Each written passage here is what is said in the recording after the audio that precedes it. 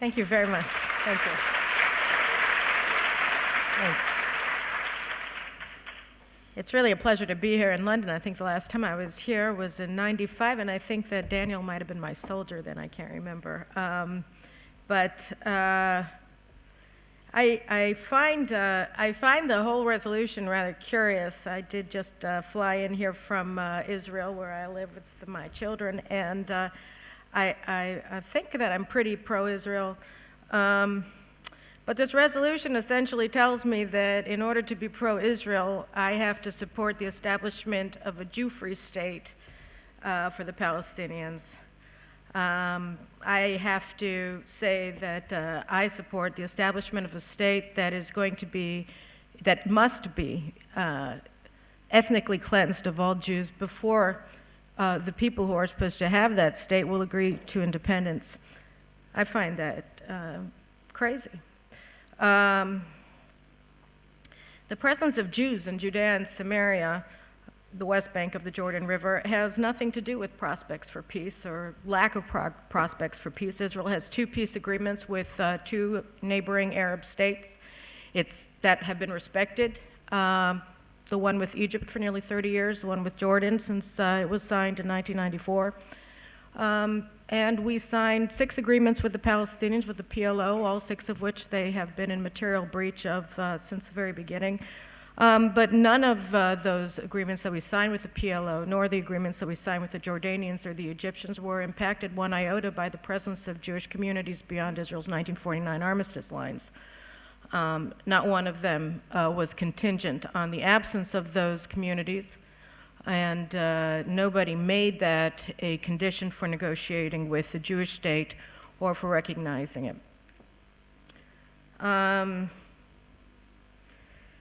So if you think that throwing 500,000 Jews, 350,000 Jews, 650,000 Jews, 720,000 Jews out of their homes and their communities is the magic bullet through which we are going to achieve peace with the Palestinian Arabs, you're living in fantasy land.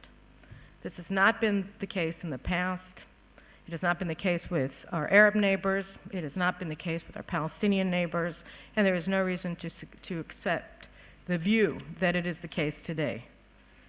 The other argument that we've heard today is that if Jews keep living and building in Judea and Samaria, we're going to end up with a one-state solution in which Jews are a minority. So let's think about this for a second.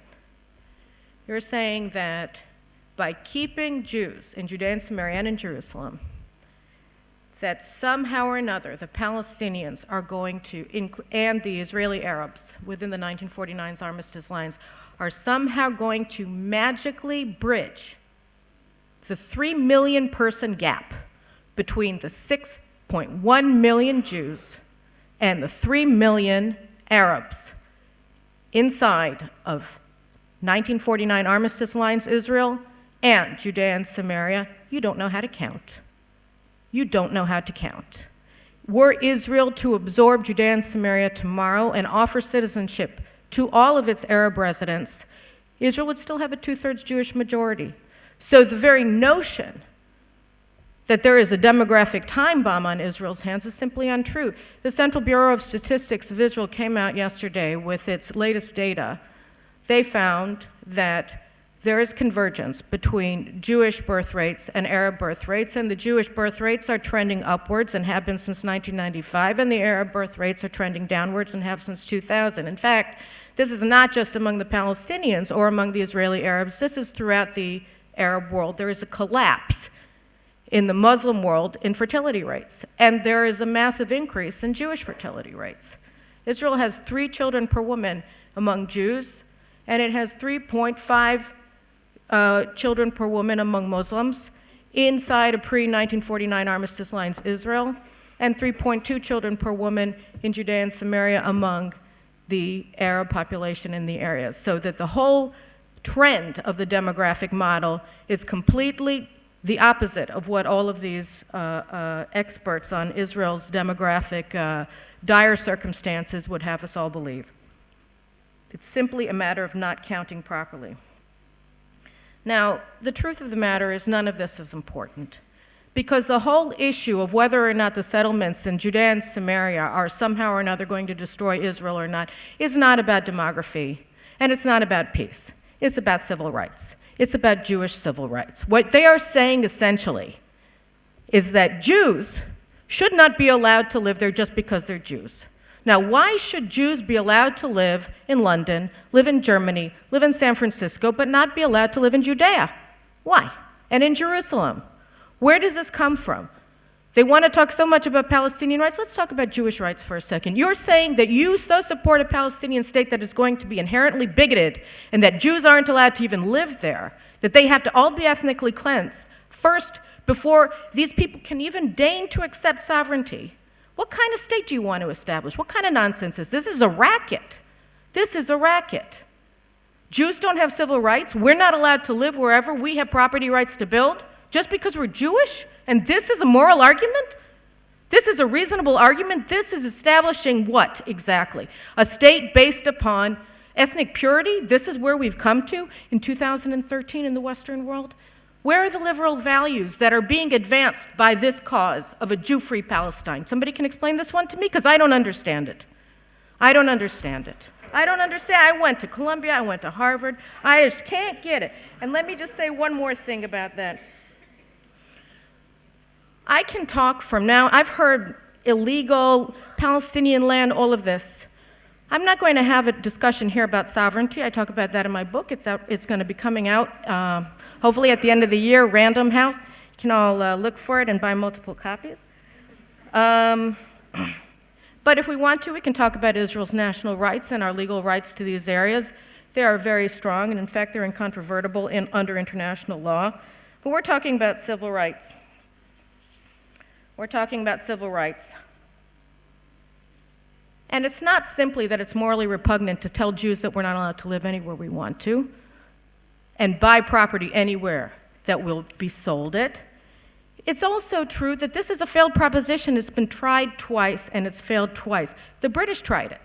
You tried it in 1939 and in 1940 with the White Paper and the subsequent acts of Parliament that denied Jews the right to buy land in the vast majority of the Palestinian mandate that the British government was legally bound by the mandate of the League of Nations to allow close Jewish settlement of throughout. You abrogated that right in material breach of the mandate of the League of Nations in 1939 and in 1940, and how did that work out? It was done at the time in May 1939 in order to appease the Palestinian Arabs, who at that point were allied with the Nazis and were conducting a terrorist war not only against the Jews of the Palestine Mandate, but against the British mandatory authorities. And in an attempt to appease Haj Amin al-Husseini, who by that time was in Baghdad stirring up a pro-Nazi coup d'etat that took place in 1941, the British said that the Jews have no national rights, and we actually didn't mean that we supported the establishment of a Jewish state when we said we did in 1917 in the Balfour Declaration. Whoops. And you know what happened? You know what happened? There was a pro-Nazi coup in Iraq, and Britain, that was pinned down in Libya, had to go and invade Iraq in order to take it down. And then they had to invade Iran, because in Iran you had preachers in the mosque saying, hey, Hitler is the second coming of Muhammad. And that's what they did. And this is what they got for appeasement. They got King Farouk in Egypt supporting the Nazis. They got the Iraqis supporting the Nazis. They got a Nazi party in Syria. It didn't work. And by the way, they did it at the time that what? They abrogated Jewish civil rights in the middle of the Holocaust. Morally repugnant and strategically ridiculous. It didn't work. We tried it again, as Danny said, in 2005, and what did we get? 8,000 Jews thrown out of their homes, 24 communities in Gaza razed to the ground and transferred to the Palestinians. What did we get? We got Hamas in charge. It wasn't just an abrogation of Jewish civil rights. It ended up becoming an abrogation of Palestinian civil rights. Just ask the Christians in Gaza. Just last month, they went to Bethlehem for the Christmas celebrations, and they came to Israel and they said, don't make us go home. Can we please have asylum here? Can we? Save us? Pretty soon, just weeks from now, there's not going to be any more ancient Christian community in Gaza. But whose civil rights are being impacted here? Not just ours, not just the Jews, but the Arabs as well. The women in Gaza, who are now being increasingly intimidated, say you have to run around wearing a big hat over your head. Or how about those summer camps that are being firebombed by Hamas because they have girls and boys together? Whose civil rights are advanced by the expropriation illegally of land from Jews and the transfer to the Palestinians? Nobody. Nobody. I tell you what, this is what we're talking about here. You want to know what we're really talking about here when we talk about throwing all these Jews off the lands that we bought, that belong to us? We are talking about trying to find common ground with terrorist organizations that are mandated to enact a genocide of the Jewish people. Just read the Hamas covenant. Just see what they say.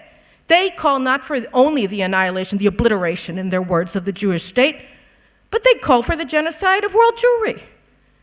And to try to find common ground with these murderers or with Holocaust deniers like PLO chief Mahmoud Abbas, we have people like Daniel Levy and Mr. Sieghart saying, what? Oh, well, we can agree that there's a subset of Jews that we also dislike, right? Let's call them the settlers and say that they're destroying all prospects for peace. Not Hamas, not Fatah, that are throwing missiles at the homes of, now 3.5 million Jews are in their range from Gaza. No, no, no, no, no. It's because Jews have the temerity to build on land that they own. That's the problem. We can sit down and talk to Hamas because we, like them, hate Jews. Now, we don't hate all Jews, but a subset. And we're going to blame everything, all the pathologies of the Arab world, all the pathologies of the Palestinians, on them. It's their fault. They're going to block peace. Not true. Again, to return to the beginning at the end of my remarks. Israel has 2 peace treaties, one with Jordan, one with Egypt, that are just fine, thank you very much for asking, and they were signed, sealed, and delivered, and maintained while Israel was expanding the Jewish presence in Judea and Samaria and Gaza. We signed 6 agreements with the PLO, again, none of which they've maintained or adhered to, but they were all signed while we were building in Judea and Samaria. How is it that suddenly this is the obstacle to peace? Because you can now find common ground when you all want to delegitimize Israel. Oh, we can all agree that we hate these specific Jews and they should all be thrown out of their houses. This is a moral atrocity. It is morally reprehensible. It is strategically idiotic. And this resolution should be opposed by all of you unanimously. Thank you very much.